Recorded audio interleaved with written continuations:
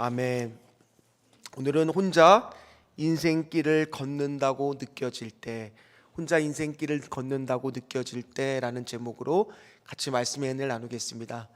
살다 보면 때로는 내가 좀 혼자만 있는 것 같다, 외로운 생각들과 마음이 들 때가 있습니다. 점심시간에 혼자 밥을 먹는다든지, 아니면 이사를 갑자기 갔는데 낯선 곳으로 가게 됐다든지, 또는 주말인데도 함께 보낼 사람이 없다라고 생각이 들 때 문득 외로운 마음이 들 때가 있습니다. 누군가는 이 외로움이 가끔이 아니라 일상처럼 그렇게 되는 사람도 있다는 거예요. 근데 우리가 한 가지 오해하는 부분이 있는데, 무엇을 오해하고 있느냐? 외로운 사람들은 보면 사회성이 없거나 부침성이 없거나 뭔가 문제가 있는 것이 아니냐. 그렇지 않다라는 겁니다. 아무리 사람이 인품이 있고 돈이 있고 학력이 있고 뭐가 다 있다고 해도 사람들은 누구나 다 외로움을 느낀다라는 겁니다. 특별히 이 외로움을 느끼는 정도가 사회성이 활발하게 일어나는 10대부터 20대가 50대보다 60대보다도 더 많이 외로움을 느낀다라고 합니다. 그런데 이 외로움이 주는 해로움이 얼마나 크냐 하면, 매일 담배 한 갑을 필과 비슷할 정도로 우리 몸에 해로움을 주는 것이 이 외로움이라고 하는 거라는 거예요. 그래서 특별히 또 이 신앙의 길을 가는 사람들은 또 어떻습니까? 이 가정에서 나홀로 신앙생활을 하시는 분들, 또 직장생활을 하시는 분들, 사회생활을 하시는 분들도 때때로 신앙의 길을 걷다 보면은 나도 모르게 외로움에 빠질 때가 있다는 거예요. 혼자 내가 이 길을 마치 가고 있는 것처럼 느껴질 때가 있다는 겁니다. 그런 외로운 마음이 들 때 우리는 어떻게 하면 좋을까? 나는 어떻게 하면 좋을까? 근데 오늘 아마 이 법정에 선 사도 바울도요, 비슷한 마음이 들었을 것 같아요. 지금 많은 사람들이 자기를 쳐다보고 있는데 호의적인 눈이 아닙니다. 다 적대적인 눈으로 이렇게 법정에서 서 있거든요. 사도 바울이 왜 이렇게 법정에 끌려왔냐 하면, 이 예루살렘에 도착을 해서 예루살렘 교회에서 교인들이 오해를 하니까 율법을 잘 지키는 전결 예식 모습을 너가 일정 기간 좀 보였으면 좋겠다라고 권면을 합니다. 그래서 사도 바울이 그 말을 듣습니다. 그래서 성전에 열심히 가서 정결 예식을 지킵니다. 그러면 이제 예루살렘 교인들의 오해는 풀어졌는데 문제는 엉뚱한 곳에서 생겼어요. 어디서 생겼느냐? 이 아시아로부터 온 유대인들이 사도 바울을 알아보고 나서 저 사람을 가만히 보니까 헬라인이라고 하는 에베소 교인 드로미보라고 하는 사람하고 같이 다니는 것을 봅니다. 그래서 지난 시간 말씀드렸듯이 성전 안에는 이방인이 들어올 수 있는 거기가 있고, 또 경계를 표시를 해서 여기는 유대인 남자만 들어올 수 있는 곳이 있는데, 거짓말을 하는 거죠. 사도 바울이 지금 저 헬라인을 유대인들만 들어오는 곳까지 데리고 왔다라고 거짓말로 무고를 해버립니다. 그러자마자 사람들이 불같이 일어나서 사도 바울을 때리기도 하고, 그리고 막 옷을 잡아당기도 하고 머리도 다 풀어지고, 그렇게 소동이 크게 일어나죠. 그때 치안을 담당했던 로마의 천부장이 뜯어말리면서 이 사도 바울을 영내로 들어오게 됩니다. 영내로 들어와서는 도대체 이런 소동이 왜 일어났을까 궁금하잖아요. 그래서 내가 이 바울을 신문을 해야 되겠다. 그런데 그냥 신문을 한 게 아니라 이 채찍을 통해서 고문을 가하면서라도 그 사실을 알아봐야 되겠다라는 마음을 먹습니다. 그런데 그 순간 사도 바울이 사실은 나는 로마 시민권자라고 패를 보여주면서 말을 했겠죠. 그러자마자 로마 시민권자라는 고문을 가할 수가 없거든요. 그래서 고문은 그치게 됩니다. 그러나 로마 천부장은 이 소동이 왜 일어났느냐, 가만히 보니까 이 사도 바울이 유대인인 거예요. 로마 시민권자지만. 그러니까 유대인의 법정에 세워야 되겠다라는 마음을 먹고 사도행전 22장 30절에 이렇게 합니다. 자, 같이 말씀을 읽겠습니다. 이튿날 천부장은 유대인들이 무슨 일로 그를 고발하는지 진상을 알고자 하여 그 결박을 풀고 명하여 제사장들과 온 공회를 모으고 바울을 데리고 내려가서 그들 앞에 세우니라. 아멘. 여기서 공회라고 하는 것은 사내들이 공회입니다. 총 71명이 모였다라고 하고요. 전현직 대제사장뿐만 아니라 각 지파의 리더들, 서기관들, 그런 사람들이 모여 있는 곳이 이 공회입니다. 특별히 어떤 문제가 생겼을 때 모이기는 하지만 특별히 중대한 문제가 아니면 온 공회가 다 모일 일이 없어요. 그런데 오늘 온 공회가 다 지금 이 문제를 놓고 다 모였다라는 거예요. 마치 우리나라 국회 최근에 시끌시끌하죠. 그것처럼 다 모였다라고 하는 겁니다. 한번 생각해 보세요. 그 많은 사람들이 다 서 있는데 내 편은 하나도 없어요. 법정에 혼자 서 있는 사도 바울의 마음은 얼마나 고립되어 있는 것 같고 외로운 마음이 들었을 겁니다. 그러면서 어떤 마음도 우리 안에 이럴 때 들기가 쉽느냐? 아유, 하나님, 내가 고통받을 때 하나님은 도대체 어디에 계십니까?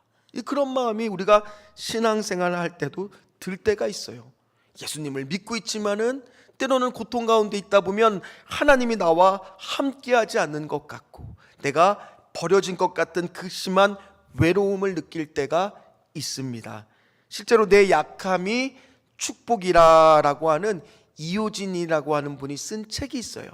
이분이 이제 건축 디자인 연구소를 운영을 하는데 이분이 3살 때 부엌에 갔다가 그만 끓는 물이 자기한테 쏟아진 거예요. 근데 얼굴로 쏟아지니까 얼굴이랑 왼손이랑 화상을 입은 겁니다. 그런데 이 아이가 막 아파하니까 사람들이 주변에서 이제 그 아이 죽을 거라고, 그러니까 병원을 부모가 안 데려갔어요. 죽을 거니까. 그런데 일주일이 지나도 애가 죽지 않으니까 그제서야 부랴부랴 늦게 병원을 데리고 갔더니만 이미 치료 시기를 다 놓쳐버린 거예요. 그래 얼굴에 화상 자국이 있다 보니까 학교를 다니면 아이들이 놀리는 거예요. 파충류다, 막 뭐다 하면서 괴물이다 하면서 놀리니까 학교를 다니는데도 너무 이 사람이 책에서 외롭다는 거예요. 근데 선생님이 좀 내 편이 되면 좋겠는데 선생님들조차도 그대로 뒀다라는 겁니다. 상황이 나아질 기미는 보이지 않는데 그래도 내가 대학 가면은 조금은 괜찮겠지. 그래서 대학을 딱 갔는데 웬걸요, 예쁜 여대생들이 가득하니까 자기는 벌레처럼 느껴지더라는 거예요. 그래서 이효진이라고 하는 사람이 극단적인 생각을 합니다. 그래서 수면제를 한 움큼을 짚고 입에 털어놓은 거예요. 그리고 나서 기절했는데 깨어나 보니까 병원이라는 겁니다. 그런데 옆에서 어머니가 찾아와서 손을 꼭 잡거든. 네가 죽으면 나도 죽을 거라고. 그렇게 말을 하니까 그래, 내가 엄마 때문이라도 한번 살아보리라 라고 생각을 하고 열심히 공부를 했다라고 합니다. 그런데 인테리어 회사에 취업을 하려고 하는데 이 외모 때문에 아무도 안 받아주는 거예요. 그래서 할 수 없이 대학원을 진학을 하게 됩니다. 근데 대학원에 진학을 가서 이제 막 다행히 열심히 애를 쓰니까 길이 열려서 취업에 이제 막 성공을 한 거예요. 그래서 너무 이제 기쁜 나머지 한숨을 돌리려고 하는데 갑자기 띠리링 띠리링 하면서 전화가 온 거예요. 전화를 딱 받는데 동생의 다급한 목소리가 들리는 거예요. 엄마가 교통사고를 당해서 돌아가셨어. 그 소리를 딱 듣자마자 아니, 어머니는 하나님을 믿는데 어떻게 이런 일이 생길 수가 있을까? 하나님, 해도 너무하는 거 아닙니까? 그 당시 하나님을 믿지도 않았어요. 하나님에 대한 원망의 마음만 가득했다는 거예요. 정말 나한테 너무하신 거 아니냐고. 오늘 이처럼 우리는 고통에 당할 때는 하나님이 마치 없어서 하나님, 내가 고통받을 때 도대체 하나님은 어디 계신단 말입니까? 라는 질문이 들 때가 있어요. 사도 바울도요, 오늘 잡혀올 때 사람들이 기도하고 자기도 기도하면서 예루살렘에 오면 결박과 핍박이 있을 거라는 것을 알면서도 왔어요. 근데 알아도 막상 닥치면은 그것이 쉽고 좋은 길이 아니라고 더 마음도 위축이 되고 힘들다는 거예요. 왜냐하면 오늘 예수님처럼 온 공회가 그 사람을 죽이겠다고 마음먹으면은 사형을 로마 총독한테 위탁할 수 있거든요. 주청할 수 있거든요. 그러다 보니까 나도 이제 곧 죽을 수도 있겠다라는 마음이 들지 않았겠습니까? 심지어 아무도 자신을 위해서 변호해 줄 사람을 나서는 사람이 없는 거예요. 그 순간 스스로 이제 변론을 해야 되겠다 마음을 먹습니다. 그게 오늘 우리가 읽었던 1절의 본문입니다. 1절 말씀을 같이 읽겠습니다. 바울이 공회를 주목하여 이르되 여러분 형제들아 오늘까지 나는 범사의 양심을 따라 하나님을 섬겼노라 하거늘. 아멘. 사도 바울이 뭐라고 얘기합니까?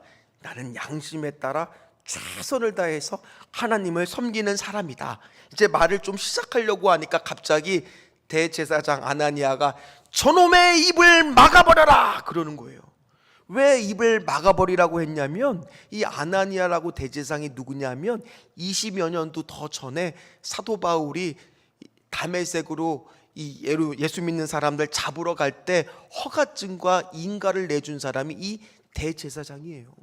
그러다 보니 그가 보기에는 이 사도 바울은 뭐예요? 배신자, 변절자잖아요. 그러니까 당장 저 입을 떠들지 못하게 막으라고 하는 거예요. 근데 사도 바울도 한 성깔 하거든요. 가만히 있지 않습니다. 3절 말씀입니다. 같이 읽겠습니다.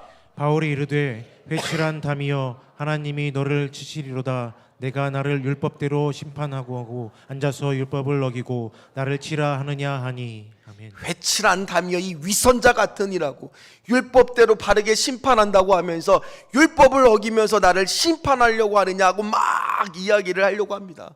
그런데 사람들이 저 사람은 대제사장이라 말하니까 내가 20년 지나고 이제 이 자리에 있다 보니까 알아보지 못했구나. 그리고 이제는 내가 말을 그렇게 하지 않겠다라고 먹지만은 지금 꼼짝없는 위기예요. 사면초가 일촉즉발의 위기에 처했어요. 어떻게 할지 모르겠습니다. 너무 억울한데 말은 해서 어떻게 좀 내가 풀어야 되겠는데 말을 못하게 하니까 아마 사도 바울은 순간 안 되겠다 싶어서 눈을 감았을 겁니다. 그리고 하나님한테 기도했을 겁니다. 하나님, 이 위기를 어떻게 하면 좋단 말입니까? 저에게 좀 지혜를 주시옵소서. 아마 이렇게 기도하지 않았을까요? 그랬더니 하나님이 지혜를 주시기 시작하는데 그게 6절 말씀입니다. 6절 말씀 같이 읽겠습니다. 바울이 그 중 일부는 사두개인이요 다른 일부는 바리새인인 줄 알고 공회에서 외쳐 이르되 여러분 형제들아 나는 바리새인이요 또 바리새인의 아들이라 죽은 자의 소망 곧 부활로 말미암아 내가 신문을 받노라. 아멘. 딱 눈을 보니까 이 공회가 두 파로 갈라진 거예요. 야당과 여당으로. 우리 국회랑 똑같은 거예요. 그러니까 보니까 여당은 사두개인들이에요. 이들은 주로 제사장들인데 부활도 없다, 천사도 없다, 영도 없다라고 생각하는 사람이에요. 반대로 서기관들, 이 사람들은 바리새인들이에요. 이 사람들은 부활도 있고 천사도 있고 영이 있다 그러잖아요. 그러니까 오늘 뭐라고 말합니까? 나도 바리새인이다. 사도 바울이 거짓말하는 거 아니잖아요. 바리새인이었잖아요. 심지어 아버지도 바리새인이었거든요. 나 바리새인 아들입니다. 그러니까 무슨 말이에요? 뼛속까지 나는 바리새인입니다. 그러니까 바리새인들이 갑자기 눈이 번쩍 띄었겠죠. 그러면서 뭐라고 말합니까? 죽은 자의 소망. 누구를 가리키겠어요? 예수 그리스도의 소망, 부활. 그것 때문에 내가 여기 잡혔다고 참말을 하고 있는 거잖아요. 그런데 바리새인들이 보기에는 늘 이 부활 논쟁 때문에, 교리적인 문제 때문에 사두개인들하고 맨날 싸우거든요. 그런데 세상 사람들은 자기의 이익에 따라 어제의 적이 오늘의 뭐가 돼요? 동지가 되고, 오늘의 동지가 내일의 적이 되는 손바닥 뒤집듯이 그런 걸 잘하잖아요. 그러니까 이 바리새인이가 이가 이렇게 얘기하니까 저 말이 맞다, 저 사람은 잘못한 것이 없다라고 갑자기 바리새인들이 들고 일어나 사도 바울을 변호해 주기 시작합니다. 그러니 사두개인들하고 계속 다툼이 일어나기 시작하는 거죠. 그게 오늘 9절 말씀입니다. 9절 말씀 읽도록 하겠습니다. 크게 떠들세 바리새인 편에서 몇 서기관들이 일어나 두어 이르되 우리가 이 사람을 보니 악한 것이 없도다. 혹 영이나 혹 천사가 그에게 말하였으면 어찌하겠느냐 하여. 아멘. 이처럼 사람들은요, 자신이 속한 집단, 이익에 따라서 움직이게 되어 있어요. 세상 사람들도 그렇잖아요. 너 그렇게 살면 안 된다고. 남들 다 그렇게 사는데 너만 이렇게 산다고 되는 게 아니라고, 남들하고 똑같이 살으라고. 때로는 신념도 성공하려면 버려야 되고, 친구도 다 필요 없고, 다 너가 성공하려면 그런 거 지금 신경 쓸 때가 아니라고, 이런 말들을 많이 하잖아요. 그러니까 손바닥 뒤집듯 내 이익에 따라서 이리 움직이고 저리 움직이는 것이 세상입니다. 오늘 사도 바울도 왜 이렇게 핍박하냐 하면, 점점 유대교를 믿는 사람들이 줄어들고 기독교인들이 점점 신흥 세력들이 늘어나다 보니까 자기 밥그릇이 뺏길까봐 오늘 이렇게 바울을 핍박하고 있는 거 아닙니까? 이게 세상의 논리라는 거예요. 우리도 신앙생활 하면서 가고 있는 길이 어떻게든 하나님이 동행하는 것 같지만 실제로 우리가 사는 삶은 어떻습니까? 오늘 바울이 바로 우리가 실제로 살아가는 삶이라는 거예요.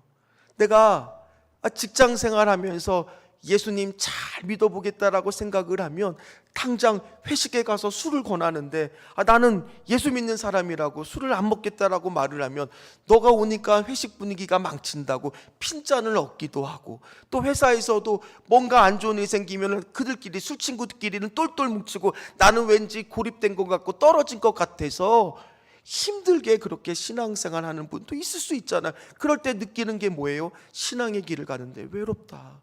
또 어떤 사람은 사업을 시작하는데 내가 이제는 사업을 정직하게 주님의 뜻대로 해보리라. 그래서 11조도 정확히 드리고 목사님 모시고 개예배도 열심히 드리고, 그리고 내가 정직하게 해보리라 했는데 웬걸요, 세상 사람들이 와서 계약을 하자는데 이면 계약을 요구하죠. 뒷돈을 요구하죠. 대접을 요구하죠. 나는 그럴 수 없다라고 말하니까 점점 계약을 찾아오는 발걸음은 적어들고, 그리고 계약이 잘 되지 않고, 그러다 보니까 자꾸 수입은 떨어지는데 옆집 보니까 옆집은 세상 방법대로 하니까 너무너무 돈을 잘 버는 거예요. 그 사람이 찾아와서 한마디를 합니다. 뭘 그렇게 살아, 대충 그냥 그렇게 살다가 헌금 많이 내면 돼. 그 말을 듣자마자 마음이 흔들릴 때가 있다라는 거예요. 외로운 마음이 든다라는 거예요. 그것뿐만이 아닙니다. 가정은 어떻습니까? 나 혼자 신앙생활하고 있는데 평상시에 어떻게 하든지 남편 한번 전도해 보겠다고 늘 평상시에 설교 방송을 이렇게 틀어놓고 남편 들으라고, 그래도 들으면 그래도 예수님 믿지 않을까라는 마음으로 그렇게 늘 틀어나고 있는데 갑자기 중요한 모임이 주일에 있어요. 그러면은 남편이 얘기합니다. 거기 같이 가고 교회에 빠지라고 한 번만. 그러면 안 된다고, 나는 주일에 예배 드리러 가야 된다. 그러면 아니, 내가 늘 이야기하는 것도 아닌데 어쩌다가 이거 한 번 이야기하는 것도 안 들어주냐고, 내가 평생 교회 가나 봐나. 그렇게 말하면서 또 핀찬을 얻을 때 어떤 마음이 들 수 있어요? 신앙생활이 참 외롭구나. 그런 마음이 우리도 현실 가운데 얼마든지 신앙생활하면서 들 수 있는 거 아닙니까? 교회는 어떻습니까? 어제도 우리가 전도를 나가는데 추운 날씨에도 우리 전도자들이 나가서 열심히 전도를 하는데 사람들이 늘 환영하는 마음으로 받아주는 게 아니에요.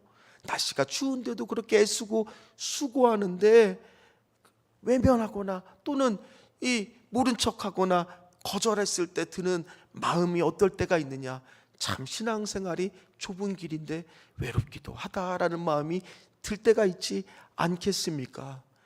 목사는 안 그렇겠습니까? 목회의 길을 가다 보면은 때로는 열심히 하나님의 말씀을 가르치고 세워보려고 하는데 갑자기 뉴스에서 어떤 교회에 어떤 목사가 잘못된 일을 해서 그게 대문짝만하게 나오다 보면은 온갖 악플과 악담이 그 아래 막 댓글로 써진 것을 볼 때마다 아휴, 여태까지 이렇게 하나님 위해서 열심히 했는데 왜 또 이런 일이 생겨서 교회를 다니는 우리들이 부끄럽게 할까? 그러면서 신앙을 가졌다는 것이 외로운 마음이 들 때가 있더라는 거예요. 오늘 사도 바울도 그랬을 거예요. 현실은 그렇다는 거예요. 때로는 우리 안에 외로운 마음이 들고 신앙의 길을 혼자 걷고 가는 것 같고, 아무도 알아주지 않는 것 같고, 내가 1년 동안 사명을 열심히 감당했는데 누구 하나 오늘 정기총회를 하고 있지만은 알아주지 않는 것 같을 때, 특별히 우리 신전주교회는 그러지 말아야 될 줄 믿습니다. 오늘 수고한 분들한테는 늘 고생했다고, 잘하든 못하든 간에 칭찬해 주시고 격려해 주시고 고맙다고 얘기해 주시고, 그 한마디가 얼마나 힘이 되는지 몰라요. 기도하고 있다라고 그 한마디가 얼마나 위로가 되는지 몰라요. 오늘 사도 바울도 그렇게 외롭다라고 느껴질 수 있을 때, 어쨌든 간에 이 천부장이 더 이상 법정에 두면 안 되겠다, 시끄럽다 싶어서 다시 사도 바울을 영내로 옮깁니다. 그리고 그날 밤 무슨 일이 있었느냐, 그게 오늘 중요한 말씀입니다. 11절 말씀입니다. 같이 읽겠습니다. 그날 밤에 주께서 바울 곁에 서서 이르시되 담대하라, 내가 예루살렘에서 나의 일을 증언할 것 같이 로마에서도 증언하여야 하리라 하시니라. 아멘. 뭐래요? 그날 밤이래요. 법정 투쟁을 외롭게 마치고 힘들게 찾아온 그날 밤, 걱정과 두려움이 가득했던 그날 밤, 위기가 가득했던 그날 밤, 심한 고초를 당해서 온몸이 아파서 힘들었던 그날 밤, 죽을지도 몰랐던 그날 밤에 주님은 바울을 찾아오신 거예요. 오늘 마찬가지입니다. 그날 밤 주님은 우리를 찾아오실 줄 믿습니다. 뭐라고 말해요? 주의 곁에 서서. 얼마나 가까이 계시는지 몰라요. 예수님이 가까이 와서 말씀하십니다. 내가 너를 혼자 내버려 둔 것이 아니란다. 바울은 혼자가 아니라는 거예요. 혼자이고 외로운 줄 알았는데, 고통 중에 있을 때 나 혼자 있는 것 같았는데, 주님은 오늘 늘 바울과 함께 있었다고, 네가 보지 못했을 뿐이라고 말씀하고 있어요. 뭐라고 말씀하고 있어요? 담대하라, 담대하라, 담대하라. 네가 예루살렘에서 나의 일을 증언한 것 같이 로마에 가서도 내가 너를 증언하기 위해서 쓰는 동안 내가 너를 상하지도 않게 할 거고 너와 항상 함께 할 거다. 오늘 그 말을 들려주고 있는 거예요. 그 말을 들었을 때 사도 바울은 어떤 마음이 들었을까요? 아마 찬양을 알았으면, 이 찬양을 알았으면 불렀을 것 같아요. 최후 승리를 얻기까지 주의 십자가 사랑하리. 빛난 멸류관 받기까지 험한 십자가 붙들겠네. 4절만 합니다. 주가 예비하신 나의 본향 집에 나를 부르실 그날까지 험한 십자가를 항상 달게 지고 내가 죽도록 충성하리. 최후 승리를 얻기까지 주의 십자가 사랑하리. 빛난 멸류관 받기까지 험한 십자가 붙들겠네. 아마도 이 찬양을 알았으면 할 것 같아요. 그렇습니다. 주님, 내가 가는 길에 나는 몰랐는데, 내가 혼자 걷는 것 같았는데, 내가 말씀을 보고 기도를 하고 내가 하나님을 찬양하다 보니까 내가 늘 내 곁에서 서서, 주의 곁에 서서 내 성령이 충만할 때 주님은 그렇구나, 나를 한 번도 떠나신 적이 없구나, 버리신 적이 없구나, 내가 너와 어디로 가든지 간에 끝까지 항상 함께하겠다라는 말씀이 진짜였구나라는 것을 오늘 새삼스럽게 다시 경험하고 있더라는 거예요. 이처럼 우리도 마찬가지입니다. 우리가 알지 못할 뿐이에요. 깨닫지 못하는 거예요. 오늘 설교하는 이곳에서 저 옆에서도, 또 오늘 예배를 드리고 있는 우리 귀한 성도들 옆에서도, 내가 출근할 때도, 내가 운전을 할 때도, 내가 집에서 가정일 할 때도 주님은 우리와 함께 하실 줄 믿습니다. 그렇게 이호진 소장은요, 하나님은 도대체 어떻게 나한테 이렇게 할 수가 있습니까? 라고 생각을 하고 있는데, 그때 갑자기 그날 밤이죠, 똑같이 이 어머니가 다니던 교회의 사모님이 집으로 신방을 오신 거예요. 이제 그러면서 이제 말을 하기 시작하는데, 사실은 너희 어머니가 유언을 하나 남겼는데 내 딸이 교회를 꼭 좀 나갔으면 좋겠다라는 말을 이렇게 전해주는데, 아 그래 나도 교회에 나가야 되겠다라는 마음이 절로 들었다는 겁니다. 그래서 교회를 나가기 시작하는데, 어쨌든 간에 교회를 나가면서부터 승승장구해서 점점 잘하고 있었는데, 아직까지도 내 마음 속에서 뭔가 채워지지 않는 그 마음의 상처들이 있었다라는 거예요. 그래서 어떻게 하면 좋을까 하다가 말씀을 받았는데, 먼저 그의 나라와 그의 일을 구하라 라는 말씀을 받고 40일 작정 기도를 했다고 합니다. 그리고 40일 작정 기도를 하면서 하나님 앞에 기도하고 있는데, 갑자기 40일 작정 기도가 다 마치고 있는데 성령의 음성이 들리기 시작하는데, 그 음성을 듣는 순간 대성통곡을 하고 펑펑 울었다라는 겁니다. 어떤 음성이 들었냐? 효진아, 내가 너를 사랑한다. 두려워하지 말고 놀라지 말라.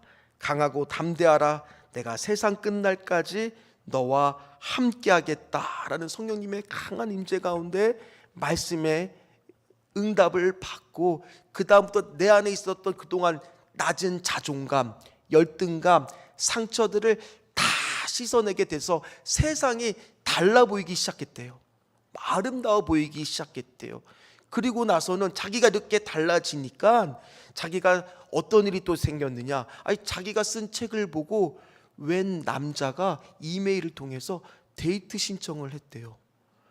그래서 내가 결혼할 수 있을까 이 외모로. 근데 그 사람하고 결혼을 하고, 그리고 아들 딸을 낳아서 이 간증 자리에 서서 간증까지 그렇게 하나님이 인도하고 이끌어 주셨다라는 거예요.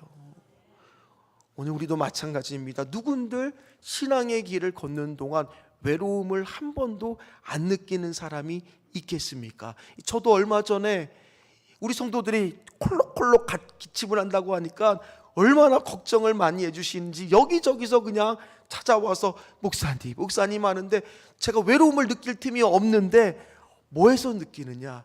이 목사로서 가지는, 담임 목사로 가지는 부담감에서 오는 외로움이 있었어요. 왜 이렇게 목회를 하면서 이끌어가는데, 이거는 사람 때문에 생기는 것이 아니라 내가 목회를 하면서 느끼는 이 외로움 가운데 하나님 어떻게 하면 좋겠습니까? 그러면서 말씀을 준비하면서 저도 이 11절 말씀을 묵상을 하면서, 하나님 이 11절 말씀처럼 저에게도 좀 말씀해 주십시오 라고 그렇게 묵상하고 있는데, 하나님이 불현듯 깨닫게 해주세요. 건중아, 넌 1년 동안 표를 맨날 외치면서 뭐하러 외쳤냐고. 우리 표가 뭐예요? 하나님이 너와 함께 하느니라. 그거 왜 외쳤냐고. 그런 마음을 주시더라고요. 그렇습니다. 하나님 그냥 외친 것이 아니라 진짜 우리의 삶 가운데 하나님이 나와 함께하고 있음을 경험해야 될 줄 믿습니다. 말씀을 마무리하겠습니다. 우리 귀한 성도님들도 때로는 신앙의 길 분명히 좁은 길입니다. 가다 보면은 때로는 어려움에 부딪힐 때도 있고, 그러다 보면은 신앙적인 외로움을 느낄 때가 있습니다. 그럴 때 오늘 주님은 뭐라고 하신다고요? 그날 밤 찾아오신다는 거예요. 사실은 함께 계셨는데 그때 주님의 음성이 주의 곁에 서서 이르시되, 늘 내 곁에서 계셨는데 그때 그 음성이 들리는데 담대하라고, 내가 세상 끝날 어디에 가든지 너와 함께 하시겠다고. 오늘 그 말씀을 듣고 믿으면서 이 신앙의 길, 이 마지막, 올해 마지막 마무리도 잘 하시는, 그렇구나, 하나님이 나와 올해도 함께 하셨으니 내년도 함께 하여 주실 줄 믿습니다. 그렇게 마음을 먹으시는 저와 여러분들 되시기를 주의 이름으로 축원합니다. 축원합니다.